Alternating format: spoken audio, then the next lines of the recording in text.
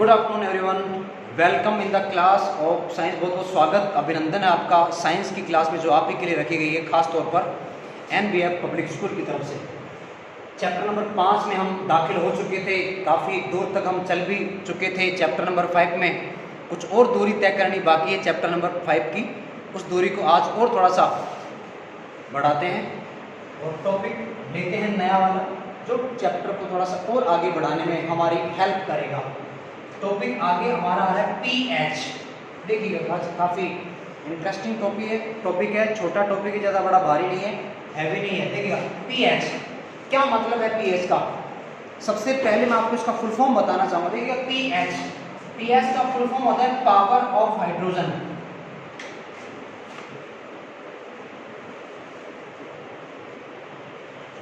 pH का मतलब power of hydrogen. Okay, हम बात करें अगर P का मतलब यहाँ पे एक्चुअली क्या है, तो P को हम कहते हैं प्रोटॉन्स कहते हैं, जिसको कहा जाता है पुसांस।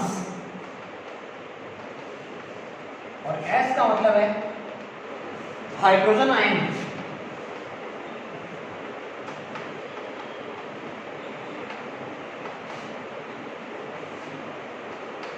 हाइड्रोजन आयन की सांद्रता,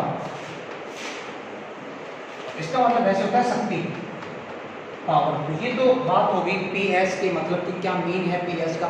तो हमने कहा pH का मतलब है पावर ऑफ हाइड्रोजन, P का मतलब है पोटेंस, पुसांस कहते हैं, और S का मतलब है हाइड्रोजन आयन की सांद्रता। ओके, अब pH को हम डिफाइन किस तरह से करेंगे, क्या परिभाषा होगी pH की, तो सुनिएगा ध्यान से।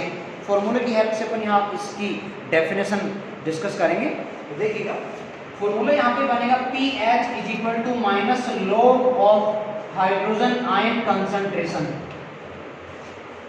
pH is equal to minus log of hydrogen ion concentration. अब देखिए हिंदी में क्या बोलेंगे इसको, हाइड्रोजन आयन की सांद्रता के, हाइड्रोजन आयन की सांद्रता के ऋणात्मक लघुगणक को कैसे कहेंगे अपन, हम ये कहेंगे सूत्र को, हाइड्रोजन आयन की सांद्रता के, हाइड्रोजन आयन की सांद्रता के ऋणात्मक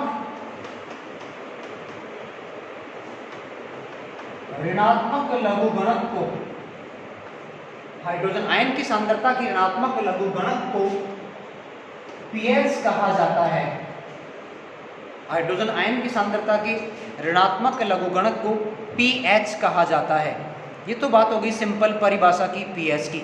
अब pH के साथ क्यों डिस्कवर किया गया pH को, क्या रोल होगा pH का, तो मैं आपको यही बताना चाहूंगा। देखिएगा हमने कहा यहाँ हाइड्रोजन आयन की सांद्रता है, तो हाइड्रोजन आयन की सांद्रता क्या काम करेगी, उस पर्टिकुलर पदार्थ की जिसकी हम जानकारी लेना चाहते हैं उसकी अम्लता या क्षारकता का पता लगाती है। यानी हम ये कह सकते हैं कि जो pH है, pH किसी पदार्थ की, pH किसी पदार्थ की अम्लता या क्षारकता का पता लगाने में सहायक होता है। फिर से सुनेगा, pH पदार्थ की अम्लता या क्षारकता का पता लगाने में सहायक होता है।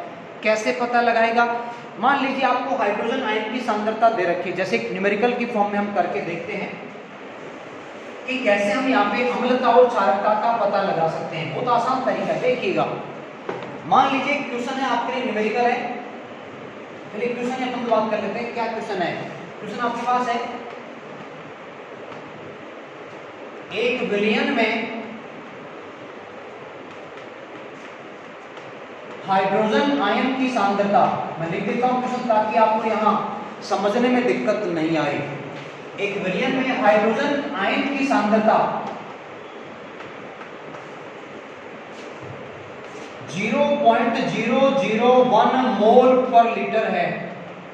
देखिए सांद्रता की जो यूनिट होती है वो मोल पर लीटर होती है, मोल पर लीटर है, तो विलयन की pH ज्ञात करो।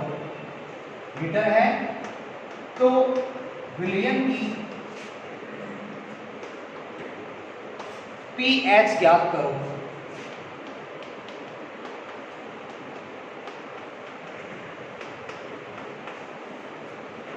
देखिएगा ये तो आपका क्वेश्चन। अब देखिए आंसर, सबसे पहले बात करते हैं गिवन, दिया गया क्या है, आपको दिया गया है यहाँ पे हाइड्रोजन आयन की सांद्रता। देखिएगा ध्यान से समझिएगा, अगर हाइड्रोजन आयन को बड़े वाले ब्रैकेट में लिखा जाता है तो इसका मतलब है वहाँ वो हाइड्रोजन आयन की सांद्रता का प्रतीक है, कि वहाँ हाइड्रोजन आयन की सांद्रता क्या है वो आपको गिवन है। उसको अपन सिंप्लीफाई कर लेंगे मैथमेटिकल, तो आपको ये गिवन है 0.001।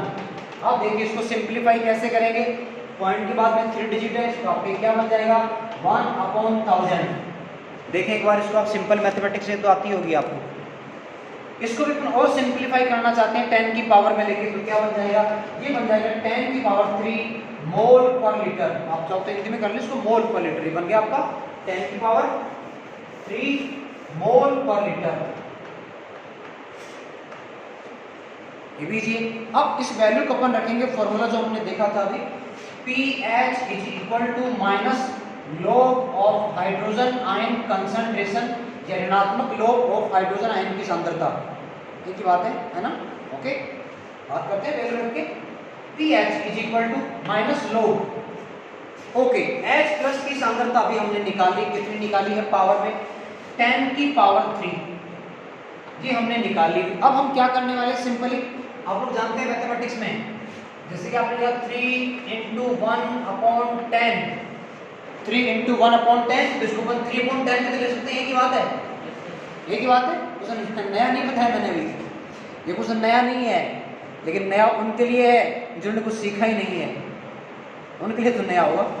ओके, तो हम यहाँ पे क्या करने वाले हैं, इस पावर को नीचे लेके आ रहे हैं, नीचे नहीं लेके आ रहे हैं। देखिए न्यूमरेटर और डिनोमिनेटर नहीं, नीचे तो बढ़ जाएगा आगे। अंश और हर, अंश और हर में कोई बदलाव नहीं कर रहे हैं, तो यहाँ पे अंश और हर तो है भी तो नहीं, पावर है, पावर को नीचे उतार रहे हैं, अंश हर में परिवर्तन नहीं कर रहे हैं, है ही नहीं, परिवर्तन कहाँ से करेंगे अंश हर में। अरे गेटिंग माई पॉइंट, समझ पा रहे हैं ना आप भाई, अंश हर नहीं है, कुछ नहीं कर रहे हैं, इस पावर को नीचे लेके आ रहे हैं। कैसे लिखा, pH इज इक्वल टू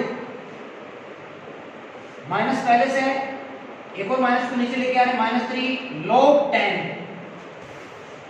देखिए ध्यान से, देखिएगा, दिख रहा है तो, नहीं दिख रहा है तो देखने की कोशिश कीजिएगा, दिख रहा होगा मेरे ख्याल से। ओके, दिख गया, चलिए आगे बढ़ते हैं। तो देखिए माइनस माइनस क्या हो जाएगा, प्लस मल्टीप्लाई करेंगे तो आप ये आपकी वैल्यू क्या बन जाएगी, pH is equal to 3 log 10। log 10 की वैल्यू होती है 1, log 10 की वैल्यू होती है 1, तो बताइए pH कितना आएगा।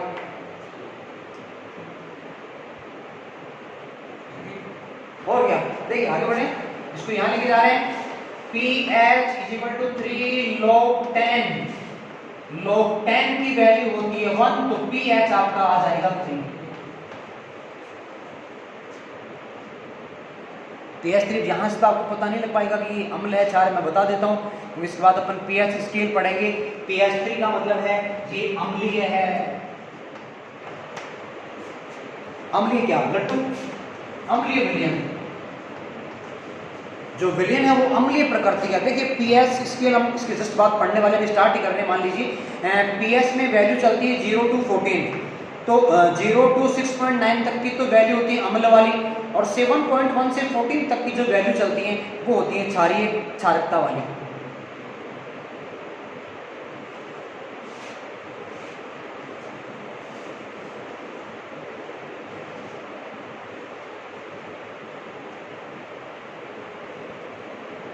ओके, मेरे ख्याल से आपने उतार लिया होगा। आगे बढ़ते हैं pH स्केल के साथ।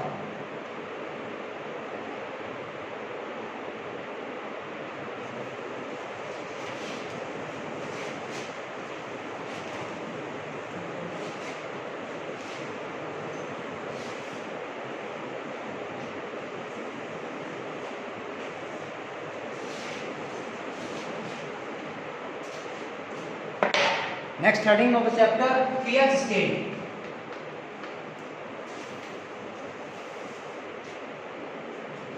pH scale देखिएगा, pH स्केल के बारे में सबसे पहले बताने वाले वैज्ञानिक थे सोरेनसन। सोरेनसन नामक वैज्ञानिक ने सबसे पहले pH स्केल के बारे में बताया। क्या है pH स्केल? वह है पैमाना, उसको अपन पैमाना भी कह सकते हैं।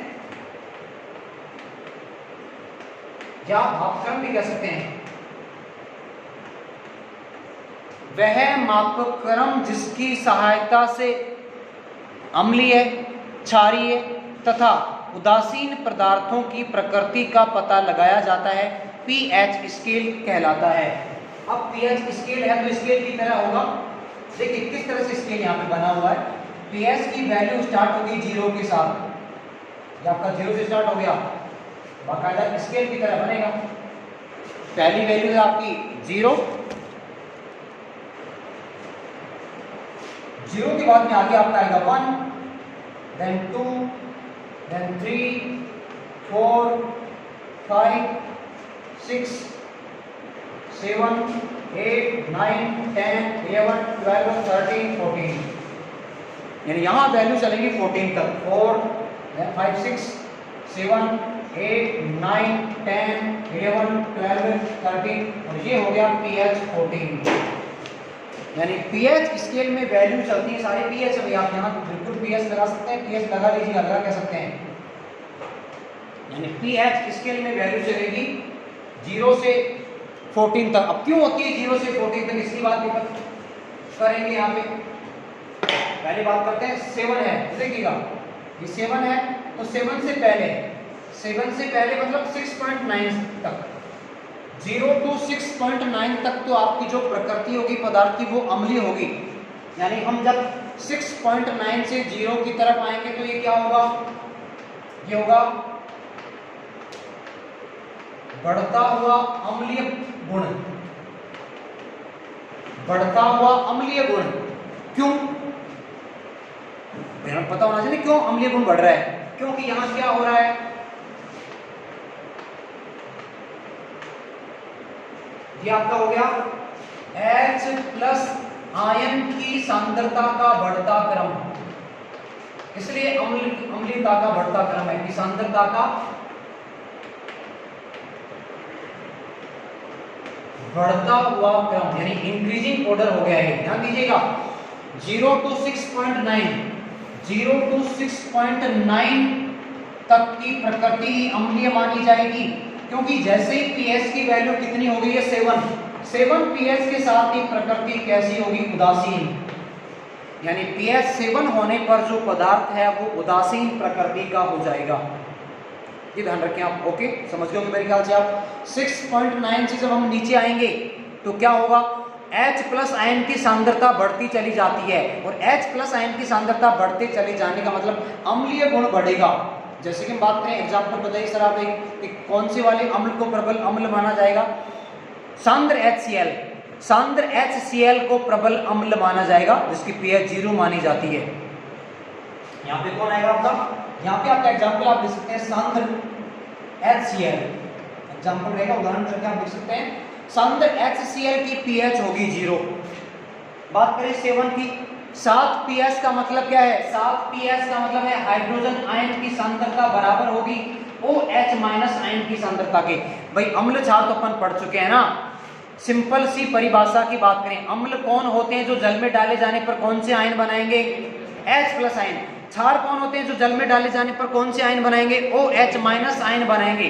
तो जब H+ आयन और OH- आयन बराबर बन रहे हैं तो आप बताइए मुझे जरा, H+ और OH- जब बराबर हैं तो प्रकृति न तो अम्लीय होगी न क्षारीय होगी, वो कौन सी होगी, वो उदासीन होगी, जहां H+ आयन की सांद्रता OH- आयन की सांद्रता के बराबर होगी। अब आते हैं 14 पर। 14 पर क्या होगा, यहाँ हम जब 7.1 से ऊपर चलेंगे, कैसा क्रम है, बढ़ता हुआ क्षारीय गुण, ये आपका हो गया बढ़ता हुआ क्षारीय गुण, बढ़ता हुआ क्षारीय गुण। इसी के साथ साथ ये आपका हो जाएगा बढ़ती हुई OH- आयन की सांद्रता।